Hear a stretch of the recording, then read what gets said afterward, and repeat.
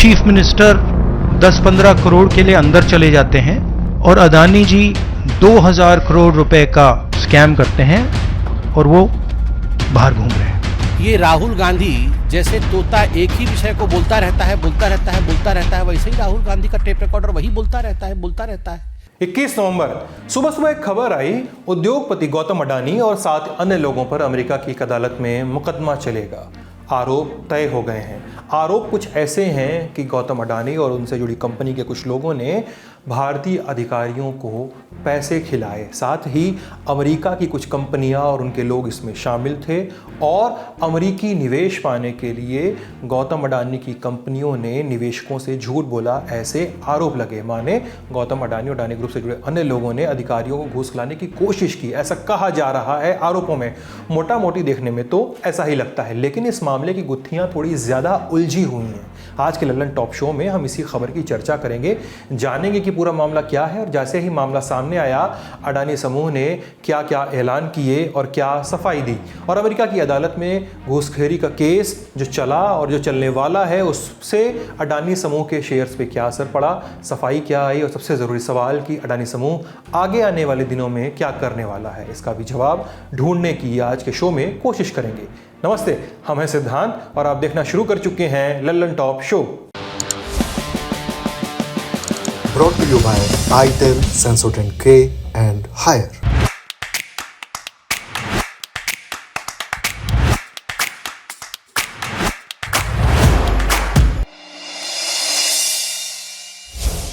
अमेरिकी शहर न्यूयॉर्क की ईस्टर्न डिस्ट्रिक्ट कोर्ट में अक्टूबर 2024 में एक केस की सुनवाई हो रही थी। जिरह कर रहे थे केस में अमेरिकी सरकार के वकील और अमेरिकी जस्टिस डिपार्टमेंट यानी न्याय विभाग है उसके फ्रॉड सेक्शन के चीफ। इस सुनवाई में गौतम अडानी समेत 8 लोगों पर आरोप तय किए जा रहे थे। आरोप तय करने की प्रैक्टिस को अंग्रेजी में इंडाइक्टमेंट कहते हैं। अगर किसी व्यक्ति का इंडाइक्टमेंट किया गया माने उस पर आरोप तय किए गए हैं और उन आरोपों के तहत ही उस पर मुकदमा चलेगा। आरोपों को समझें क्या है वो आरोप, उससे पहले जिन व्यक्तियों पर आरोप लगे उनको समझ लेते हैं। इन व्यक्तियों के बारे में जो हम जानकारी शेयर कर रहे हैं वो अमेरिकन जस्टिस डिपार्टमेंट की वेबसाइट पर अपलोड किए गए कोर्ट कागजों के मुताबिक दे रहे हैं आपको। पहले व्यक्ति गौतम अडानी, भारतीय नागरिक, भारतीय एनर्जी कंपनी का संस्थापक और इसी कंपनी के बोर्ड का चेयरमैन और नॉन एग्जीक्यूटिव डायरेक्टर बताया गया है इन्हें।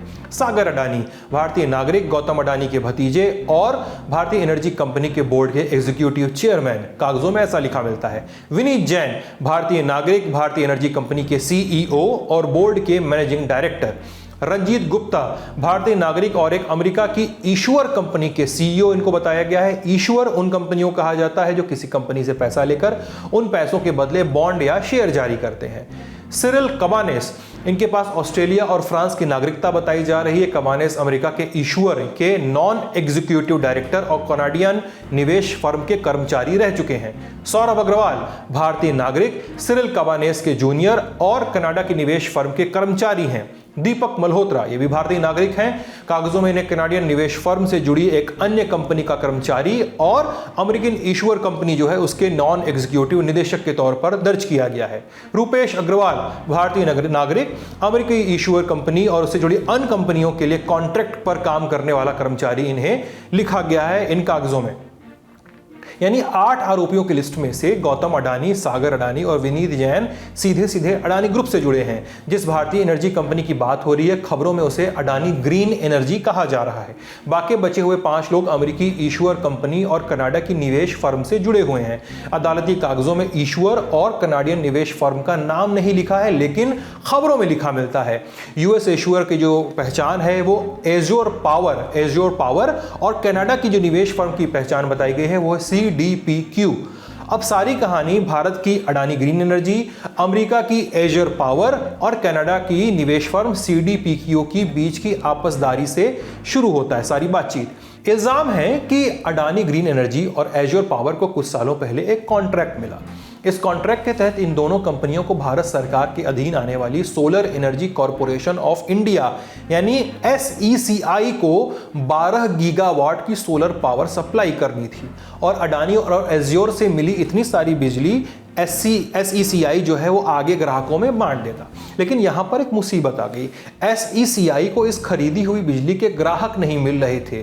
मतलब ग्राहक मिलते तो ही वो अडानी या एज्योर पावर से खरीदता बिजली SECI और वो बाकी ग्राहकों में बांटता। और ग्राहक थे राज्यों की बिजली डिस्ट्रीब्यूशन कंपनियां, जो विद्युत वितरण निगम होते हैं। राज्यों की कोई भी कंपनी SECI के साथ करार करने को राजी नहीं दिख रही थी।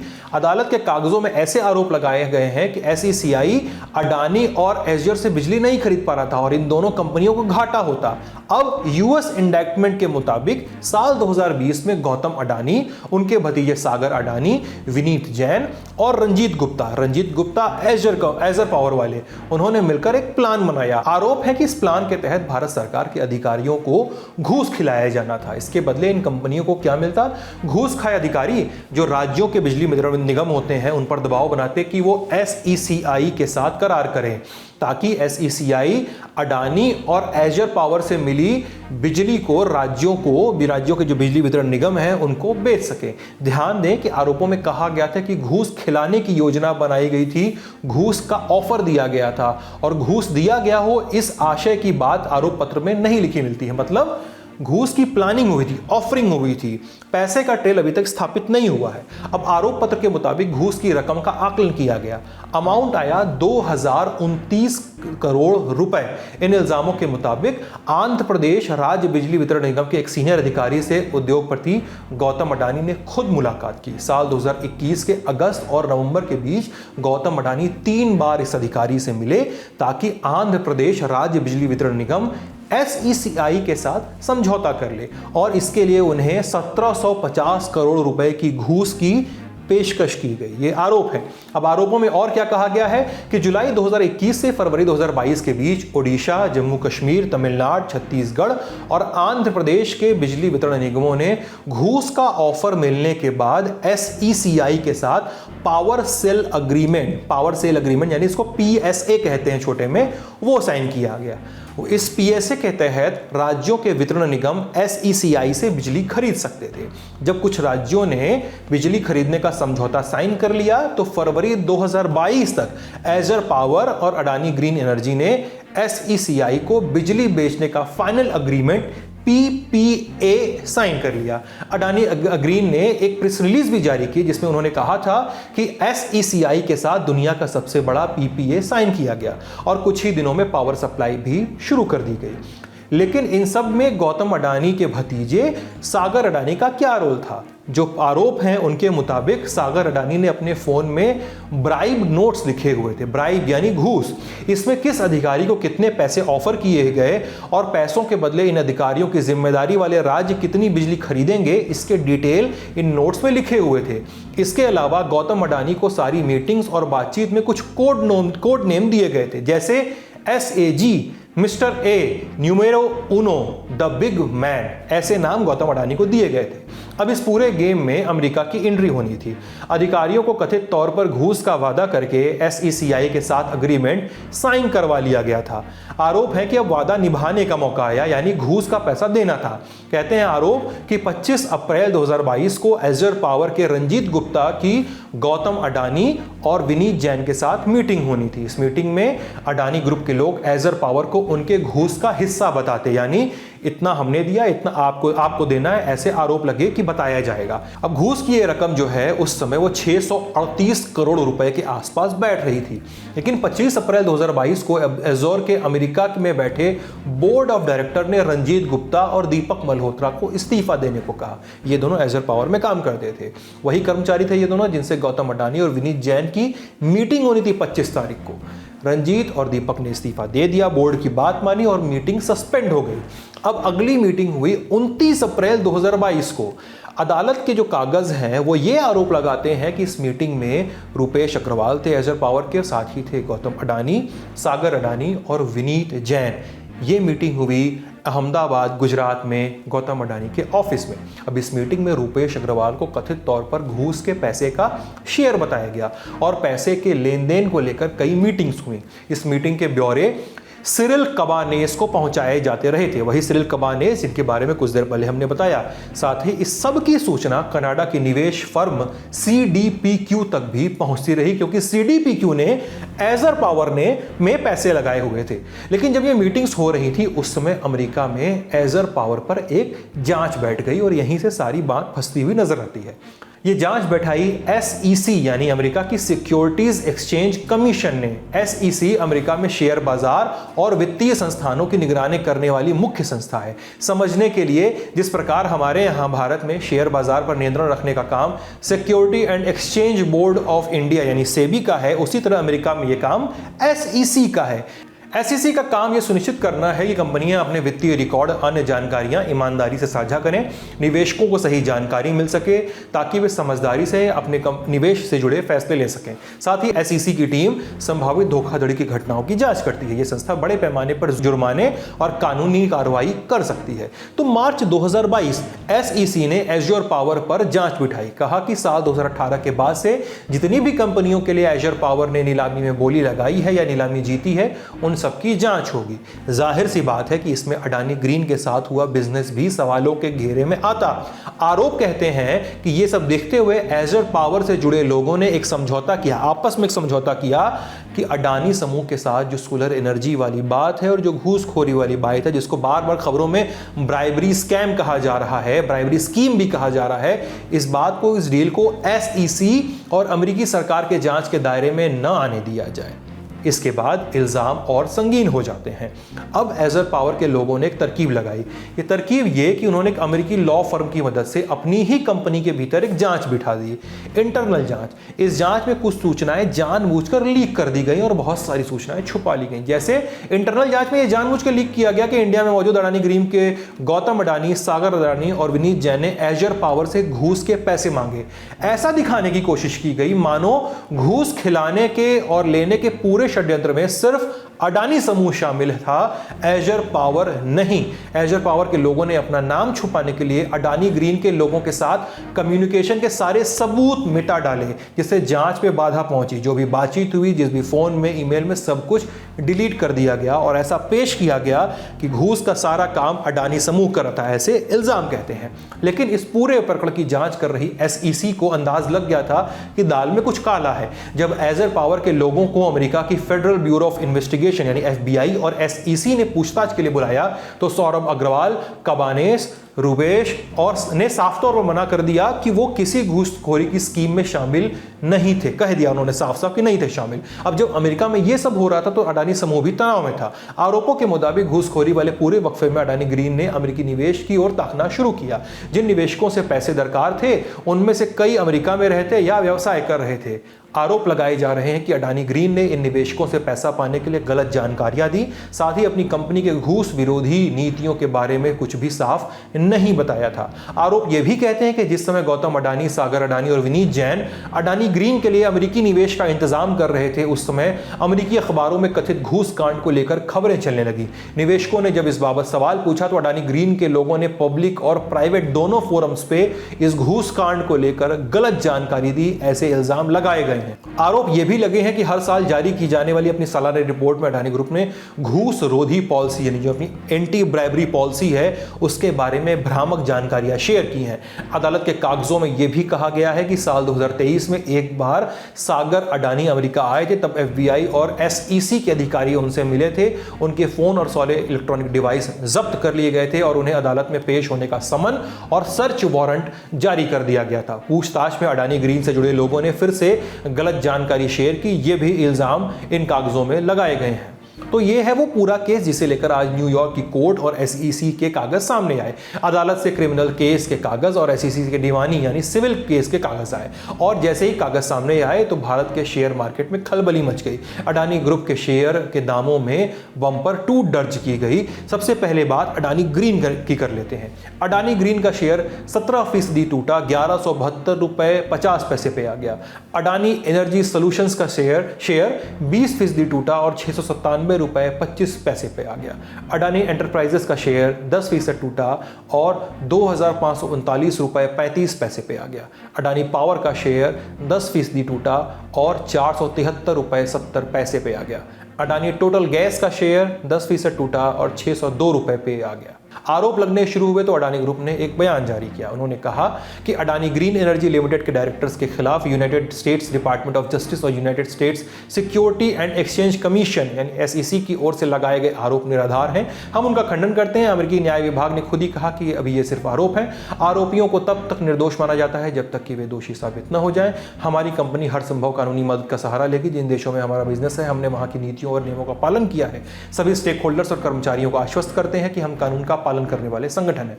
लेकिन आलोचना और हमले अभी होने थे। सबसे पहले अडानी पर परंपरागत रूप से हमला किया विपक्षी पार्टियों ने। नरेंद्र मोदी जी ने एक नारा दिया, एक हैं तो सेफ हैं। इंडिया में अडानी जी और मोदी एक हैं तो सेफ हैं। हिंदुस्तान में अडानी जी का कुछ नहीं किया जा सकता। चीफ मिनिस्टर 10-15 करोड़ के लिए अंदर चले जाते हैं और अडानी जी 2000 करोड़ रुपए का स्कैम करते हैं और वो बाहर घूम रहे हैं। कारण है कि प्रधानमंत्री उनको प्रोटेक्ट कर रहे हैं। इस व्यक्ति ने हिंदुस्तान के एसेट्स लिए हैं, भ्रष्टाचार करके एसेट्स लिए हैं। ये व्यक्ति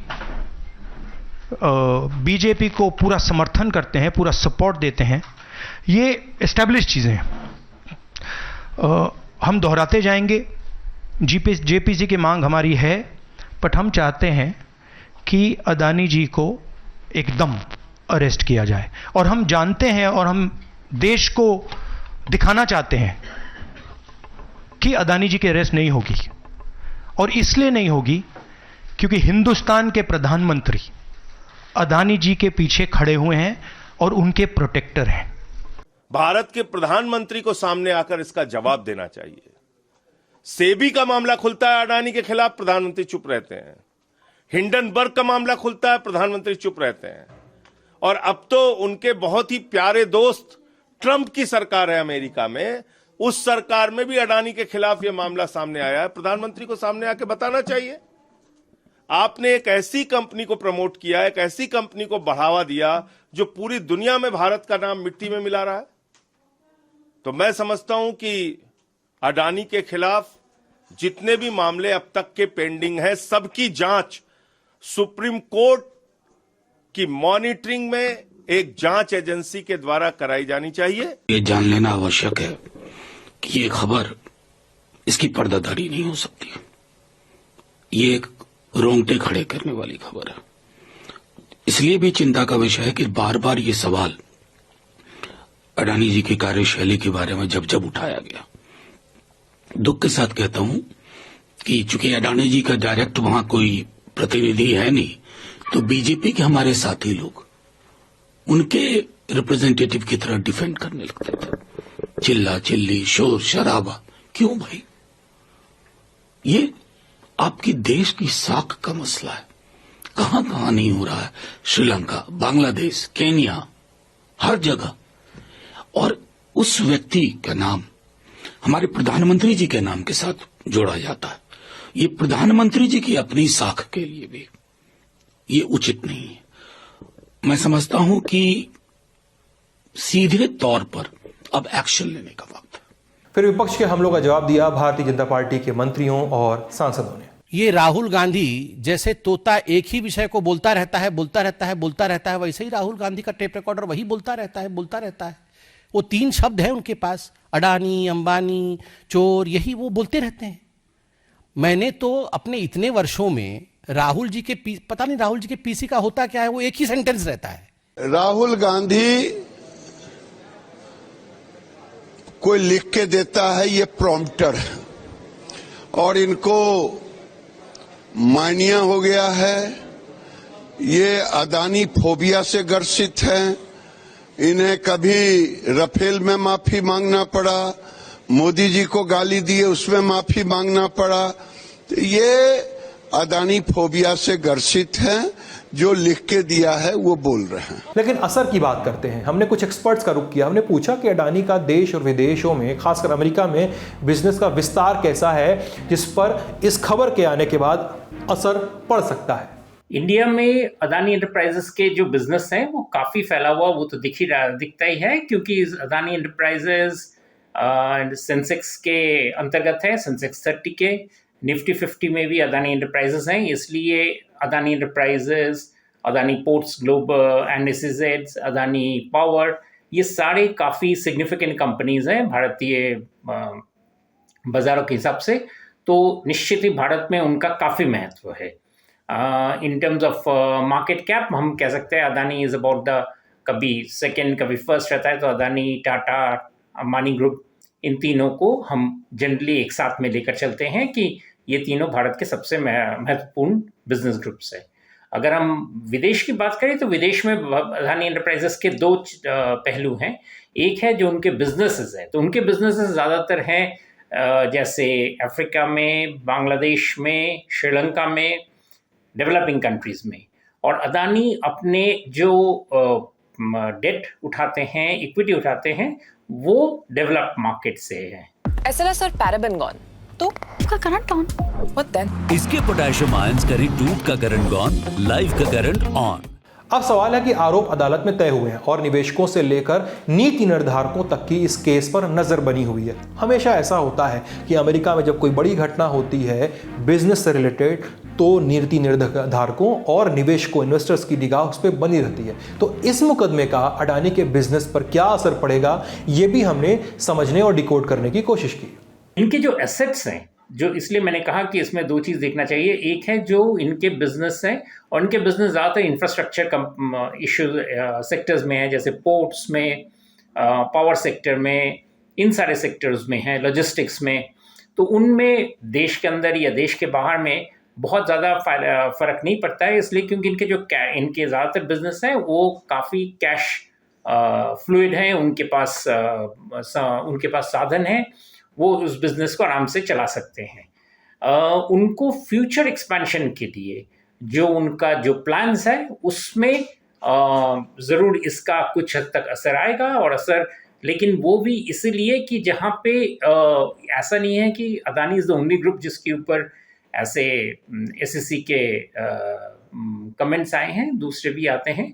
तो these are all subject to appeal, और अपील किस तरह से जाता है उस पर काफ़ी निर्भर करता है कि उनके जो फंड रेजिंग जो है US मार्केट से, यूरोपियन मार्केट से, उन पर कितना असर होता है। जहाँ तक इंडियन मार्केट्स में उनका फंड रेजिंग है या बाकी किसी दूसरे मार्केट से, उन पर असर नहीं आएगा। हमने कुछ लीगल एक्सपर्ट से भी बात की, पूछा कि इस केस से निपटने के अडानी के पास क्या रास्ते हो सकते हैं, या ये केस उन्हें किस हद तक परेशान कर सकता है। ये जो एलिगेशंस इस इंडाइटमेंट में दिए गए हैं, उनके रेपरकशंस काफी सिवियर हो सकते हैं अडानी ग्रुप पे। सबसे पहले तो जो US की SEC है, उन्होंने बोला है कि सिर्फ पेनल्टीज ही नहीं लागू होनी चाहिए उनपे, ऐसा भी हो सकता है कि वो जेल टाइम भी फेस करें। और SEC ने ये भी स्पेसिफिकली बोला है कि अडानी, गौतम अडानी या जो भी बाकी अक्यूज्ड हैं इस केस में, उनको किसी भी पब्लिक लिस्टेड कंपनी का डायरेक्टर रहने के लिए अलाउ नहीं करना चाहिए।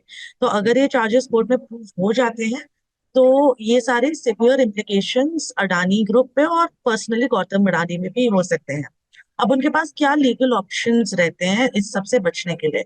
सबसे पहले तो प्रोसीडिंग क्योंकि US कोर्ट में चल रही हैं, इसलिए US गवर्नमेंट या US अथॉरिटीज को इंडियन अथॉरिटीज की परमिशन लेनी पड़ेगी अगर वो चाहते हैं कि गौतम अडानी और बाकी सारे जो अक्यूज्ड हैं इंडिया में वो अपीयर करें US कोर्ट में।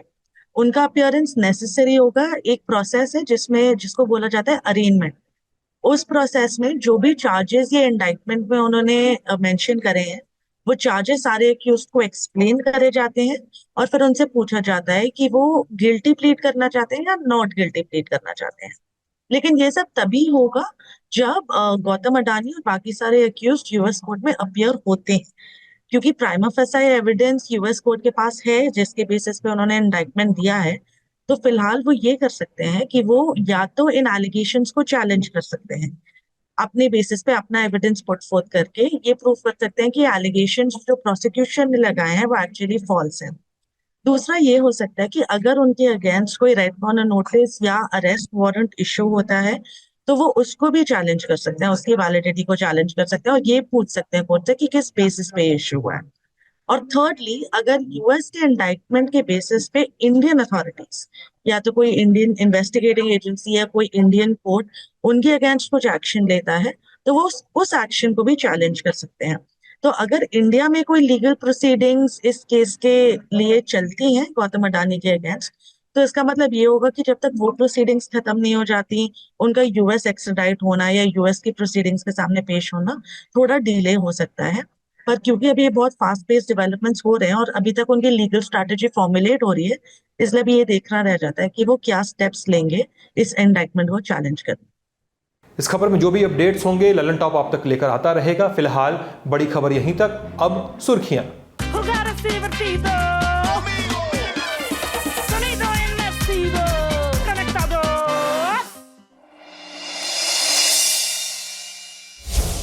पहली सुर्खी दिल्ली से। दिल्ली में 2025 में होने वाले विधानसभा की सुगबुगाहट आज से सुनाई देने लगी। 21 नवंबर की सुबह आम आदमी पार्टी के राष्ट्रीय संयोजक अरविंद केजरीवाल के घर पीएसी की बैठक हुई। घर के अंदर आप के तमाम नेता मौजूद थे। वहीं घर के बाहर करीब 300 मीटर दूर आम आदमी पार्टी के खिलाफ बीजेपी का प्रदर्शन चल रहा था। मुद्दा था शीश महल का। बीजेपी ने केजरीवाल पर अपने आवास पर करोड़ों रुपए खर्च करने का आरोप लगाया था। बीजेपी उनके आवास को ही शीश महल कहती रही है। इसे लेकर बीजेपी ने प्रोटेस्ट किया। प्रोटेस्ट में दिल्ली बीजेपी प्रेसिडेंट वीरेंद्र सचदेवा के साथ आम आदमी पार्टी छोड़कर आए बीजेपी में कैलाश गहलोत भी शामिल थे। कैलाश गहलोत ने शीश महल पर क्या कहा, सुनिए। शीश महल का इशू है, उस पर प्रोटेस्ट करने के लिए इकट्ठा हुए हैं और मैंने जब अपनी चिट्ठी लिखी अरविंद जी को तो उसमें ये साफ साफ लिखा कि शीश महल का जिस प्रकार से जो कंट्रोवर्सी क्रिएट हुई है ये वाकई में अनफॉर्चुनेट है और कहीं ना कहीं जो हमारे कोर प्रिंसिपल्स हैं आम आदमी पार्टी के उसके साथ कॉम्प्रोमाइज होने का जीता जाता एग्जाम्पल है। प्रदर्शन बढ़ा तो कई बीजेपी नेताओं को पुलिस ने हिरासत में ले लिया। उधर आम आदमी पार्टी की मीटिंग खत्म होने पर पार्टी ने दिल्ली विधानसभा चुनाव को लेकर उम्मीदवारों की पहली लिस्ट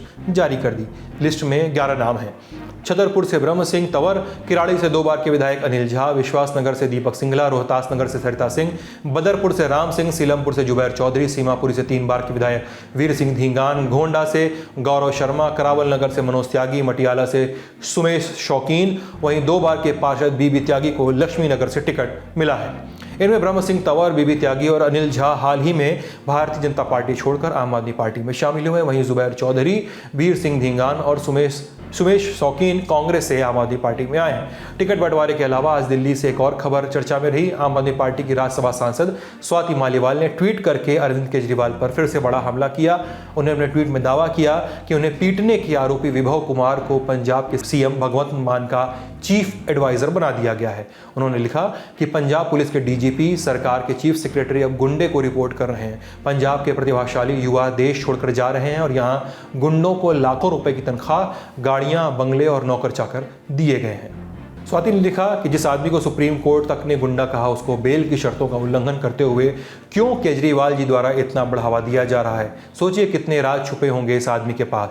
मैं भगवंत मान से पूछना चाहती हूं कि अगर गुंडे पंजाब सरकार चलाएंगे तो पंजाब की महिलाएं कैसी सुरक्षित रहेंगी। अगली सुर्खी में बात करते हैं मणिपुर का। भारतीय जनता पार्टी के ही कई विधायकों ने मुख्यमंत्री एन बीरेन सिंह को पद से हटाने की मांग उठा दी है। पार्टी के 19 विधायकों ने प्रधानमंत्री नरेंद्र मोदी को चिट्ठी लिखी है। मुख्यमंत्री बीरेन सिंह को पद से हटाने की मांग की है। चिट्ठी पर सिग्नेचर करने वालों में शामिल कुछ बड़े नाम बता देते हैं। विधानसभा अध्यक्ष थोकचोम सत्यवत्र सिंह, मंत्री थोंगम विश्वजीत सिंह और युमनाम खेमचंद सिंह। 2 दिन पहले यानी 19 नवंबर को ही दिल्ली में मणिपुर बीजेपी के विधायकों की बैठक हुई थी। इसमें पहली बार पार्टी के मैतेई, कुकी और नागा सभी विधायक शामिल हुए थे। बैठक के बाद ही पार्टी के 5 विधायकों ने 20 नवंबर को प्रधानमंत्री को चिट्ठी सौंप दी। मीडिया रिपोर्ट के मुताबिक चिट्ठी में लिखा है कि मणिपुर के लोग बीजेपी की नेतृत्व वाली सरकार पर सवाल उठा रहे हैं। आखिर कब तक राज्य में शांति और सामान्य स्थिति बहाल नहीं हुई है, कब तक होगी और अभी तक क्यों नहीं हुई। जल्द ही कोई समाधान निकालना होगा क्योंकि लोग अपने विधानसभा क्षेत्र के विधायकों से भी इस्तीफे की मांग करने लगे हैं। विधायकों ने चिट्ठी में आगे लिखा है कि हम बीजेपी के उत्साही समर्थक हैं। हमें जनता ने जनादेश दिया, इसलिए मणिपुर को बचाने के साथ साथ राज्य में बीजेपी को पतन से बचाने की जिम्मेदारी हमारी है। विधायकों का मानना है कि दोनों समुदायों को बीच चल रहे संघर्ष को खत्म करने का एकमात्र तरीका मुख्यमंत्री बीरेन सिंह को हटाना है। चिट्ठी के आखिर में विधायकों ने चेतावनी देते हुए लिखा कि इससे पहले कि बहुत देर हो जाए वे मणिपुर की सुरक्षा के लिए सभी स्टेक होल्डर्स के साथ शांति शांति वार्ता की प्रक्रिया को तत्काल शुरू करने की मांग करते हैं। अगली सुर्खी उत्तर प्रदेश से।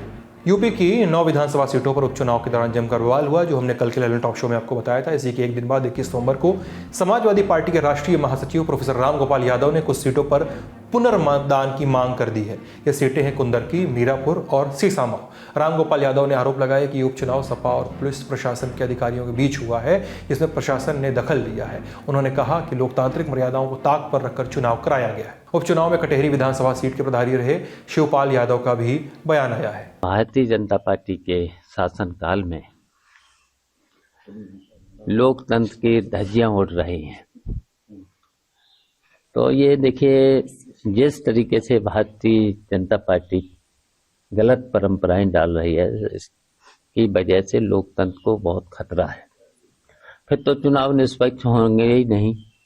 और देखिए, जैसे भारतीय जनता पार्टी के लोगों ने शासन प्रशासन के द्वारा, पुलिस के द्वारा आधार कार्ड पहले ही छीन लिए गए हैं, फिर उसके बाद बूथों पर कब्जा किया है, कब्जा करके वोट डलवाए हैं। फिर भी समाजवादी पार्टी और इंडिया गठबंधन ने मुकाबला किया है और कई सीटें हम उसके बावजूद भी जीतेंगे। अब टक्कर तो हर जगह है, लेकिन हम लोग समाजवादी पार्टी के लोग 5-6 सीटों पर जरूर जीतेंगे। इससे पहले सपा के मुखिया अखिलेश यादव ने भी प्रेस कॉन्फ्रेंस कर कई अधिकारियों के नाम गिनाते हुए अपनी पार्टी के मतदाताओं को मतदान से रोके जाने का आरोप लगाया था। आज के ललन टॉप शो में इतना ही। अपना ख्याल रखिएगा, स्वस्थ रहिएगा, मस्त रहिएगा और जरूर आइएगा ललन टॉप अड्डे पे। कल से शुरू हो रहा है हमारा ललन टॉप अड्डा 22, 23, 24 नवंबर दिल्ली का मेजर ध्यानचंद नेशनल स्टेडियम। आपको शेड्यूल और रजिस्ट्रेशन के लिए जो पास आपको चाहिए, उसका रजिस्ट्रेशन के लिए लिंक आपको डिस्क्रिप्शन में मिल जाएगा। अगर आप पास ले लेते हैं तो आपको एंट्री आसानी से मिलेगी, वरना एंट्री नहीं मिलने का भी प्रावधान लोगों ने मुझे बता रखा है। पास पाने का तरीका तो बता दिया, एक तो डिस्क्रिप्शन का लिंक, दूसरा lullentalk.com वेबसाइट पे जाइएगा, सामने बैनर है, बैनर पे क्लिक करेंगे तो आपको रजिस्ट्रेशन फॉर्म खुलेगा। आप वहाँ पर एक प्रोमो कोड डाल देंगे LT200, कैपिटल में L, कैपिटल में T, बिना स्पेस के 200। ये आपका प्रोमो कोड है। आपको पास पे 200 रुपये का डिस्काउंट मिल जाएगा। भर दीजिए, पास ले लीजिए और आ जाइए ललन टॉप अड्डे पे। मिला जाएगा, बतियाया जाएगा और जाना जाएगा दुनिया भर का हाल। बहुत बहुत शुक्रिया, शुभ रात्रि। 499 रुपए में क्या ही मिलता है? पॉपकॉर्न का एक डब्बा मिलता है, एक कहानी पूरी सुनते हो और सब सफाचट हो जाता है। लेकिन अब बारी है कितनी ही कहानियां सुनने की। मम्मी को आप पसंद क्यों नहीं हैं, बताएंगी सुनंदा शर्मा। मम्मी कैसी हैं, पूछेंगे महीप सिंह। कहाँ गाड़े थे, विधायक जी आके खुद बताएंगे रामाधीर सिंह यानी कि तिग्मांशु धूलिया। तापसी पन्नू आएंगी और बताएंगी OTT पर साम्राज्य कैसे कायम किया जाता है। और तमन्ना की तमन्नाओं की भी तो खबर सुननी है। फिर मुन्ना भैया भी चले आ रहे हैं पूरा कारवां लेकर, और जो मुन्ना भैया बचे तो आ रहे हैं स्टैंड अप कॉमेडियन, एक और नाम है गौरव कपूर। पर इन सब से इतर है एक बहुत बड़ा सवाल जिस पर पूरे ब्रह्मांड में मंथन चल रहा है कि ब्राउन रंग किसने लिखा है। जानने के लिए बादशाह रैपर से आपको खुद सवाल पूछना पड़ेगा, काहे से कि वो भी आ रहे हैं। इतने सारे सितारे आ रहे हैं, सब नहीं बता पाएंगे क्योंकि ये ललन टॉप अड्डा का प्लान है। कोई पेपर तो है नहीं जो लीक हो जाए। 499 रुपए का टिकट है, 3 दिन की भरपूर मौज है। तारीख जल्दी से कैलेंडर पे कट्टम जीरो करके बना लीजिए। 22, 23 और 24 नवंबर। जगह है दिल्ली का नेशनल स्टेडियम, मेजर ध्यानचंद यानी दद्दा के नाम पर बना हुआ नेशनल स्टेडियम। और ये टिकट मिलेगा कहाँ? फटाक से जाइए thelullentop.com की वेबसाइट पर, उसके माथे पे चमचमाता हुआ बैनर दिखेगा, ठोक दीजिएगा क्लिक, भर दीजिएगा डिटेल, मिल जाएगा आपको अपना टिकट। और मिलेंगे हम जो इस टिकट के उस पार की दुनिया, किस्से कहानों की, तजुर्बों की, ज्ञान की दुनिया को आपके सामने परोसेंगे। बहुत सारे सवाल होंगे, बहुत सारा गाना, बहुत सारी मस्ती और बहुत ही लल्लन टॉप किस्म के अनुभव। तो आइए लल्लन टॉप के सालाना उत्सव में लल्लन टॉप अड्डा में आपका भरपूर स्वागत है।